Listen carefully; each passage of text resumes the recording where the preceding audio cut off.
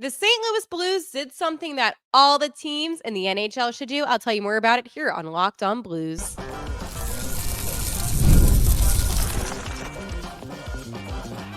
You're Locked On Blues, your daily podcast on the St. Louis Blues.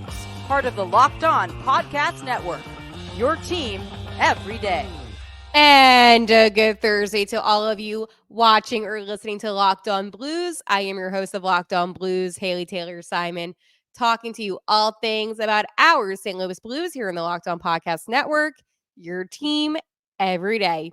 Today on Locked On Blues, I'm going to talk to you about Blues Friendly and explain to you what that is, more thoughts on Broberg and Holloway, but from some players that wear the blue note that I think personally you would like to hear. And of course, a big season coming up for the big man in net, Jordan Binnington. So we have a lot to dive into on today's episode of Locked On Blues. Today's episode is brought to you by Gametime. Download the Gametime app, create an account, and use code Locked On NHL for $20 off your first purchase. Terms apply. Download Gametime today. What time is it? Game time. As I mentioned when I was describing what today's episode was going to entail, there is something new in St. Louis for the Blues called Blues Friendly. Now, let's give a little bit of a debrief on what exactly happened. So, Cat Friendly, everybody utilized it. I utilized it. I'm sure, or other people on the beat utilized it. A lot of people utilized Cat Friendly. It basically gave you all the players, contracts, gave you salary cap information. It really did a good job breaking down everything you needed to know.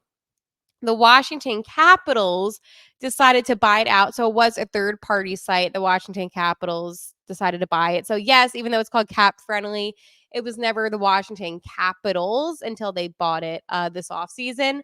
So that was just the name of it. So I know at Capitals Cap, no correlation. But yes, they do have it.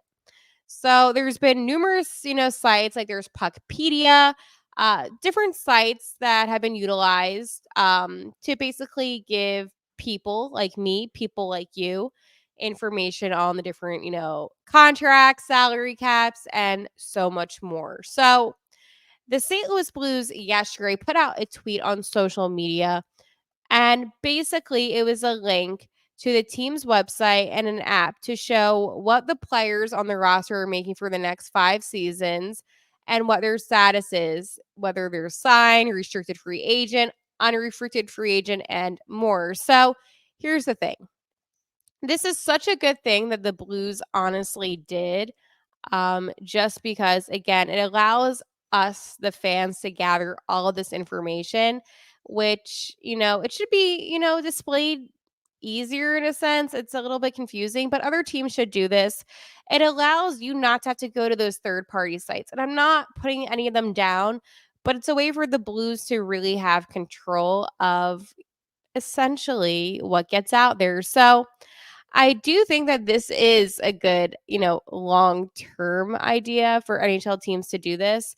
But, on this site, for example, you can see that Jordan Kyrou and Robert Thomas lead the team salaries, as each is going to make $8.125 million this upcoming season. And this site, I have to tell you, it honestly is such a cool site. It's on the St. Louis Blues' site. And it even tells you information. So, for instance, let's go do Brandon Saad, right? It tells you how much money he's going to make. So this season, $4.5 million. Next season, $4.5 million. 2026, 2027, unrestricted free agent. And then it also tells you a little bit about when he got here. So it says, signed as a free agent July 29, 2021. Robert Thomas, it gives you all of his numbers, and it says drafted first round 2017, and it tells you how long he's assigned through. So it makes it a lot easier. It's so funny. Not that there's anything bad about putting the work into things, obviously, but it is nice. And it does tell you about, Toropchenko, Alexei Toropchenko. It tells you about my boy Jakey Neighbors. It's so cool, So I really do like this site a lot. So yeah, definitely take a look at it. One thing that I found really interesting again is that Joel Hofer is going to be a restricted free agent next season. So for me, I like to kind of gauge what's going on, and there is a lot of guys that are actually going to be restricted or unrestricted free agents. So we have, I'm just gonna go down the list honestly because it's kind of fun to do this. I get a joy out of it. I don't know if you do, but for me, like this kind of stuff is cool. I like stats. I'm a big stat person. So I'll get into the more serious stuff, but I wanted to really digest, what this is because I think it's so cool. So next season, 2025, 2026. Foxka is going to be an unrestricted free agent. Then we have Alexei Torchenko, restricted free agent. Kasperi Kapanen is going to be an unrestricted free agent. Jake Neighbors, restricted free agent. Let's go down. Scott Perunovich, why can't I speak? Restricted free agent. Pierre Oliver Joseph, it's going to be RFA. I'm just going to do that for now. Tyler Tucker, RFA. Ryan Suter, unrestricted free agent. And then Joel Hofer, so restricted free agent. So a lot of guys next season that are going to be those restricted or unrestricted free agents, which makes me think, is Edmonton going to look for revenge? Maybe. I mean, they're fine with their goalies, so I doubt they're going to do anything to get our Joel Hofer. However, the whole Jake Neighbors thing, I feel like if the Oilers were to actually go after him, we here in St. Louis would be able to match it. I can't give you a number off the top of my head because I don't know, and I don't know how aggressive Edmonton would be. This is just a hypothetical. I know I've had a couple Oilers fans saying, no, Edmonton's going to come out for revenge. I don't know if they can afford to do that. And I don't mean to be disrespectful when I say that, but if they couldn't afford to match the players that they drafted, that they developed, then how will they be able to afford to acquire a player that they don't really know much about? I know that we know Jake Neighbors and we like what we saw from him, but he hasn't done, I feel like, enough for a team like Edmonton, who is already in a bad cap situation, to really invest all into him. Now, this is not me saying that Jake Neighbors is invaluable. Of course, Jake Neighbors is valuable. But if I look at Blues Friendly, it's so cool. I really do like this. It does make it a lot easier than other sites. So this season, Jake Neighbors is going to make 836,000. Okay, I'm so used to at least like millions, where it's like kind of weird when I'm not saying a number that's a million. But he's making that. I would think that maybe AAV, you maybe 1.8, I would say would be the fair price. It depends on how he does the season. I could also see in the low twos, like a 2.1, 2.2. So his number is going to 100% go up. Now, I don't think it's me anything insane, right? I don't think he's going to be making, 4 million this season. But on the other hand, you do have Brandon Saad that's making 4.5 million a season, which makes you think, you have Matthew Joseph, 2.95. So all I'm saying is that I honestly wouldn't be surprised either if Jake Neighbors got paid more than I gave my thoughts on. I always like to say kind of like the lower number just to be safe. But again, the Blues, they do have cap space, they do have room. But I really do love that the St. Louis Blues decided, hey, let's create our own, site so the public know, we can visually see that it's open information. There's no confusing ways to get to it. It's literally just on the site. And I think that other NHL teams should be more transparent and honest about their current situations. I think that St. Louis does a great job communicating to us, the fans, about everything, really. I think Doug Armstrong is extremely honest, maybe a little too honest. I think Alexander Steen, same thing for Steiner. I think that he is nothing but transparent. So cool little tidbit on how the St. Louis Blues were the first team to do something really, really cool because of Cat Friendly getting bought out by the Washington Capitals. So hockey. You never know what's going to be talked about here on Locked On Blues, and that's what makes this so interesting. I want to talk to you about my friends, though, over at Gametime. Gametime has a new feature called Gametime Plus that makes getting tickets for your favorite live event even easier. Gametime Picks filters out the fluff to show you only incredible deals on great seats so you don't have to waste time searching through thousands of tickets. Okay? One thing that I literally love so much is that Game Time, especially this Game Time Picks, it just makes the whole experience easier, okay? I'm not on my app for hours searching. I'm not comparing. I know I'm getting the absolute best, okay? And then there's also Game Time's 50% off Labor Day offer for the Diamondbacks and Dodgers. So, again, if you are out in that area, take advantage of it. Super cool if you can. I know if the Dodgers last night, Shohei Otani's dog decoy throughout the first pitch. So that's all I know. Anyways, um, one thing though that I want to let you know about Game Time and why I love Game Time so much. You always have the best view for the best deal and the lowest price guaranteed. And they even have event cancellation protection, job loss protection, and more. So again, Game Time Picks. It makes it easier to save more on sports, concerts, comedy, theater, and more all in pricing.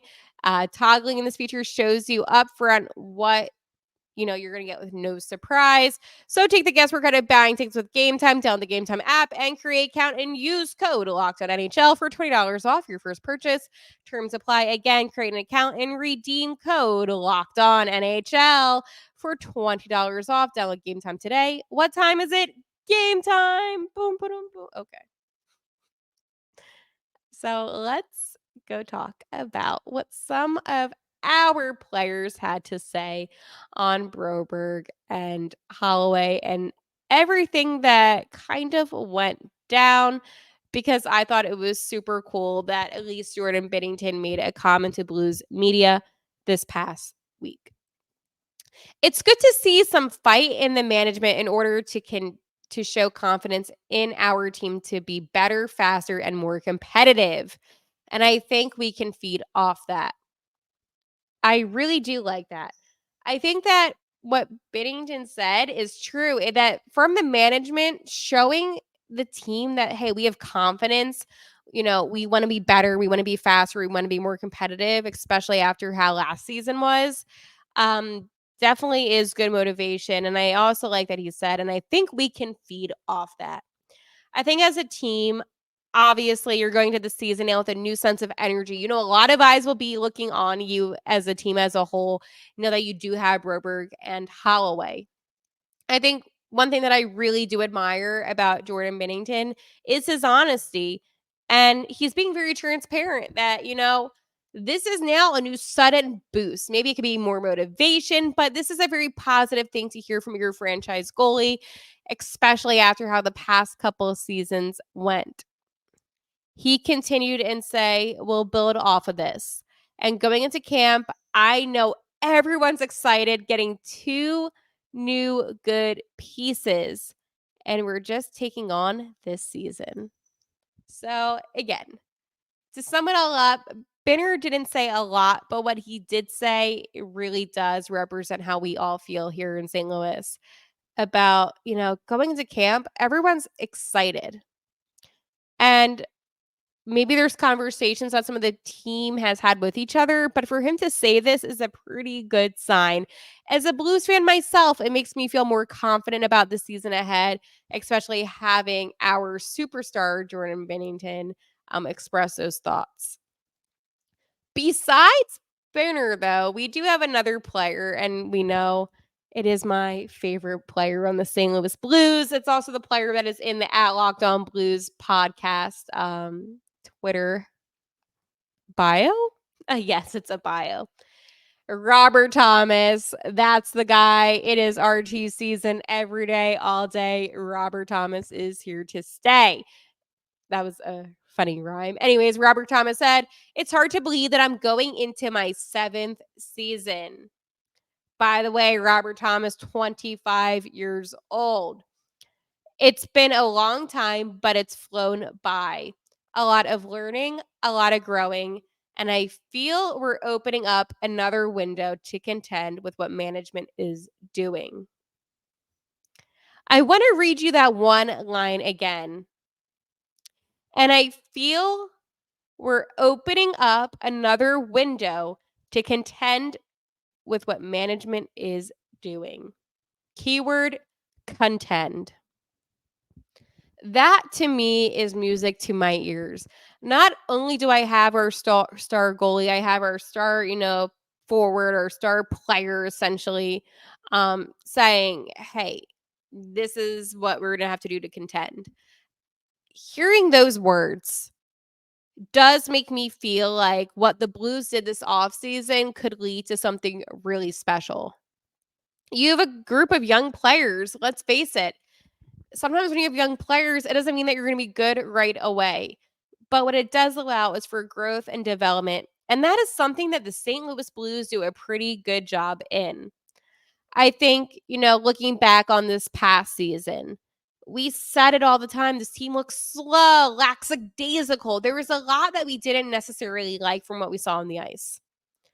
With a younger core group of players, we're going to see some more speed, some more enthusiasm. And hey, let's face it, the Blues are not winning all 82 games. Okay. I hate to break it to you, but that's not happening.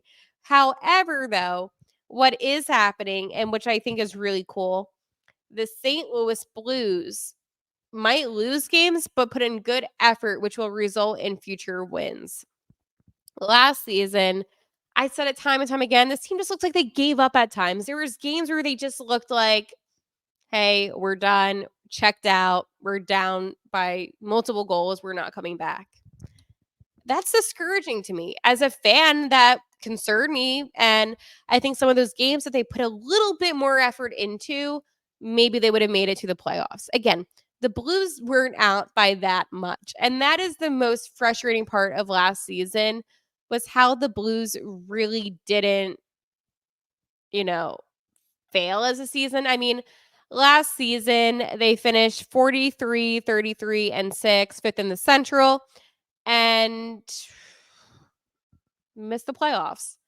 But let's think about the positives for a second. Jordan, and I will get into Jordan, and he will have his whole segment, had a great season. Robert Thomas had a great season. Jake Neighbors had a great season. We saw good things out of Matthew Kessel, who I liked a lot. But I do think, however, that there's just a little bit of the unknown and how this team will mix together. But I do feel positive, and I want to be positive about this. And I think that's one thing that seeing these quotes made me feel in a way. They made me feel more positive and optimistic about this season. I mean, Robert Thomas, it's kind of crazy, right? That, he is 25 years old. But Thomas continued. He then continued to say, "It's pretty exciting. Two players who played a role in Edmonton's deep Stanley Cup playoff run and good young pieces. We've got a lot of young guys who are necessarily prospects but have good taste of playoffs at this level.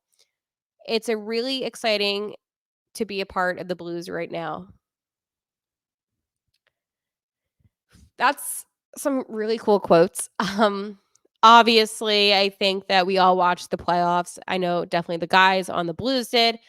And you got to really see, how Broberg and Holloway were. So I think that Thomas can acknowledge we have a lot of good young pieces. And while, yes, they aren't prospects, they are still young and they've had that playoff experience.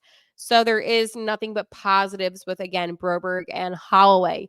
I don't know how many times I have to say that, because I feel like there's people that are always going to try to find the negative within this offer sheet situation. But the reality is it's a positive situation.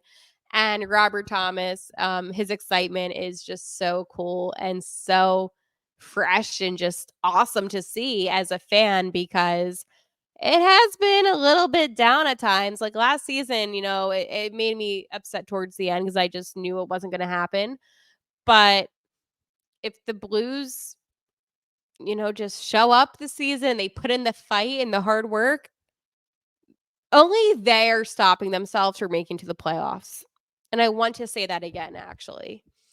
The Blues are the only ones preventing the Blues from making it to the playoffs. There is no other team that is preventing St. Louis besides themselves. As long as they play tough and hard, they will go to the playoffs. Maybe it'll be a first round exit, but I mean, at this point, I'll take a playoff appearance over not a playoff appearance. Like, we need to get back into the playoffs. I miss spring hockey. Also, if you want to stay up to date, make sure to subscribe to this YouTube channel. Post videos daily here on Locked On Blues on YouTube, on Twitter at Locked On Blues, and even my own social media. I'll give myself a little bit of a plug at Haley T. Simon. Listen, there is nothing I love more than interacting with the listeners, my everydayers of this podcast. I actually had a fan of the podcast edit me through Photoshop into me holding the cup. It was a really funny thing, but I truly do love talking to you about the Blues and hope that we can talk besides this podcast on other social media platforms. But of course, YouTube, always a solid way to, say hello and to see what is happening with the Blues. Speaking of what's happening with the Blues, I want to talk to you about number 50. So there's nothing but praise for Jay Benz on his last season. He had a great last season. Again, I will get into that. But I do want to talk a little bit more about, the goalies. I'm excited about our goaltenders, Jordan Binnington and Joel Hofer. I'm excited about the depth on their roster right now. But if somebody gets in a jam, we might be there to help them get out of their jam. Doug Armstrong. So what exactly does that mean? Maybe it means even having a guy who now works with the Blues, who works with the goalie prospects in Brian Elliott. I think that if there's one sense of confidence of maybe just we don't have to worry about this, it is the Blues goalie Tatum with Jordan Binnington and Joel Hofer. The Blues are in a really lucky situation too, by the way, with having both of them in net. I think that, Hofer has done a great job. I know his rookie season, it wasn't the best start, as I mentioned in previous episodes. However, he did redeem himself and play a lot better, got a lot stronger in net. I think with the Blues, though, when it does come to the net presence, it's definitely one of the most promising presence in the league.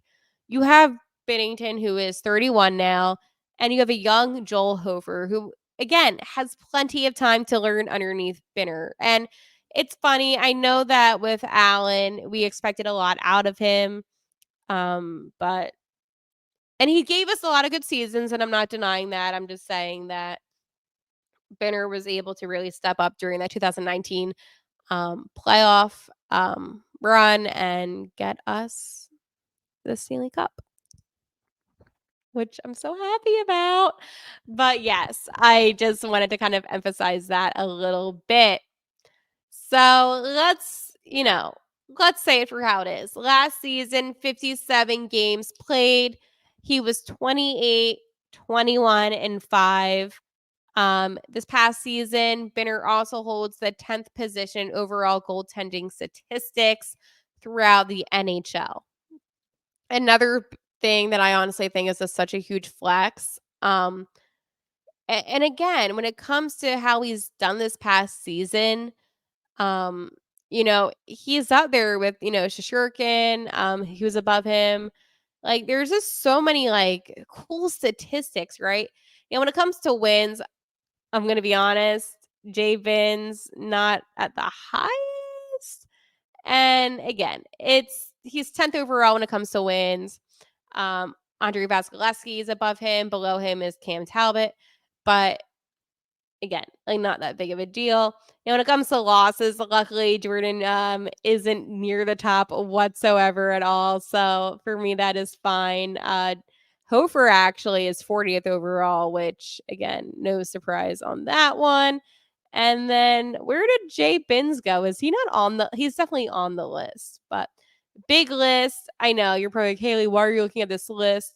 Jordan's 12th, actually. So it was a little high. When it comes to save percentage, another one that I do like. We're gonna get a lot of these like younger goalies that only played like one game. Joel Hofer, though, he is 21st when it comes to save percentage with a 914. So good for the young Joel Hofer. Again, not as many games. Jay Bins with number 25 overall with a 913. So nice to see that. Then we also have, well, this is not I don't like this one. Goals allowed, average, yay. Hopefully he's at the bottom of this one. He probably I don't know. I can't even see him on this list. So that's a good thing. Hofer is 28th overall. So that's good that he's not on that. When it comes to shootout, again, like just crazy, but he's 15th overall with 3. So yeah. And then OT, that's the last one. And why am I reading you all these statistics? I'm a stat nerd, and he is 15th overall with 5. So as I said, when you compile up all the different statistics, a lot goes into it. He is 10th overall. There's so many more statistics out there. By the way, I just kind of summed up a little bit, but just so you could have an understanding, he does rank really highly. So when people say, he's not a good goalie, I'm like, are you not watching hockey? Are you not watching St. Louis Blues hockey? Because he is a very good goalie. Yes, a couple seasons ago, he did struggle. No denying that. But it doesn't take away from what he does in net. And what he does in net is really impressive. His defensive presence, like everything about him in net, seriously is what an elite goalie does. And just because the Blues haven't been in the playoffs doesn't take away from the fact that he's had some really good seasons. And for that, I am so proud of Jordan Binnington. I will talk to you tomorrow for an Are We Feeling Blue Friday. Also, I have a little bit of a show announcement as well about what's going to be happening, not next week, but the following week. Until then, I will talk to you. And like always, how we end every single episode, let's go Blues.